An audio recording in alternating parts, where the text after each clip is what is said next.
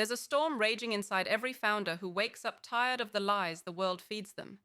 The world that says, play it safe, compromise a little, take the easier path. But deep down, you know that the moment you agree to one compromise, you start losing pieces of what made you fire up in the first place. You feel it, don't you? That aching frustration when you look at your startup and realize it's bending to rules you don't believe in. When the product, the culture, the very mission starts to look like something made for someone else. It's exhausting, pulling every thread of your vision into something diluted, something that maybe sells better, maybe gets easier money, but no longer feels true. That pain, it's sharp, real, and it gnaws. Because you didn't start this journey to just settle. You didn't build a startup to be just another face in a sea of sameness. You began with fire, raw, untamed, impossible to ignore. And yet, somewhere between the first pitch and the 1,000th email, the pressure builds.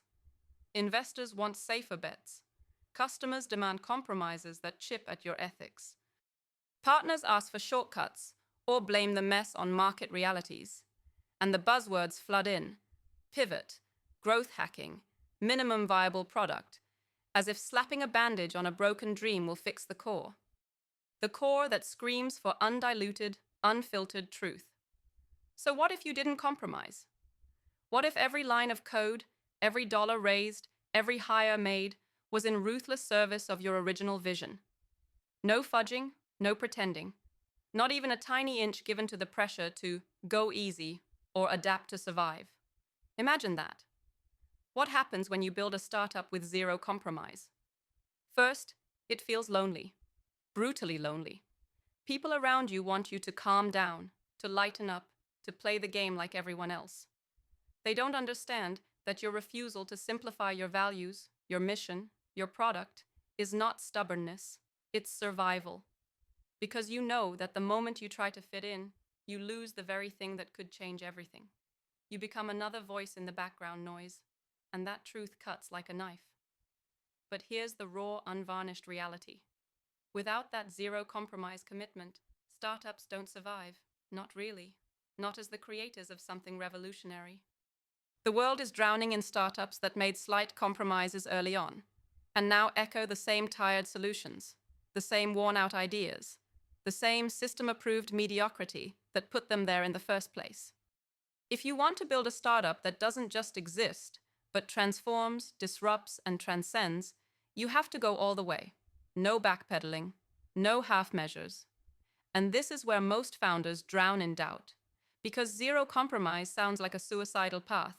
It feels like burning bridges, fighting lonely battles, and taking on giants with nothing but your bare hands. But what nobody tells you is that zero compromise also frees you. Frees you from the chains of fear, from the fake comfort of maybe. It carves a path that demands your full power, your full creativity, and your full willingness to stand apart, no matter how many doors slam shut. Here's the thing. Zero compromise is not about stubbornness, it's about clarity. Obsessive clarity about what matters and what doesn't. It means asking the hardest, messiest questions every single day. What exactly is this startup solving? What part of the world can never, ever be changed by some watered-down, good enough version? How do we protect that part like a heartbeat? Who are the few people who will burn with you, not just follow along? Because without an unforgiving clarity about these things, zero compromise becomes impossible. It's swallowed by the noise, the distractions, and the default comfort of, it'll get better. But when it clicks, when the mission is clear and uncompromised, something wild happens. The world notices. Not because you shout louder, but because what you say feels impossible to ignore. Because you become a signal in a signal-less world. You become a spark that kindles fires in others who feel just as restless, just as frustrated, just as done giving in. Founders like you, investors who seek real impact, leaders hungry for transformation. This is who zero compromise connects. It's magnetic, visceral. It's creating a movement, not just a company. And the energy that flows from that is unstoppable. You might think this all sounds idealistic, maybe even naive. But the truth is, the tension inside you, the refusal to settle, That is the world's rebellion encoded in flesh and blood. It is the refusal to live a borrowed life. The refusal to fit into a broken system that rewards the average, the safe, the acceptable. And here's why zero compromise is worth every battle. Because the world won't change by chasing approval or blending in. It changes through those who will burn rather than bend. Those who will fight at every level, culture, product, hiring, fundraising, to stay true to their unique vision. So how do you do it without burning out? How do you fight the system, the market, the pressure, and win? First, sovereignty is your weapon. Own your will like it's the sharpest blade you have. No longer waiting for permission, no longer shrinking to fit someone else's boxes. Sovereignty means making hard calls, walking away from easy deals, and owning your path, even when it means standing alone. It's terrifying, but the alternative is losing yourself piece by piece. Next, question everything. If the world says, that's how it is, scream back, why? Don't accept compromises born out of tradition or convenience.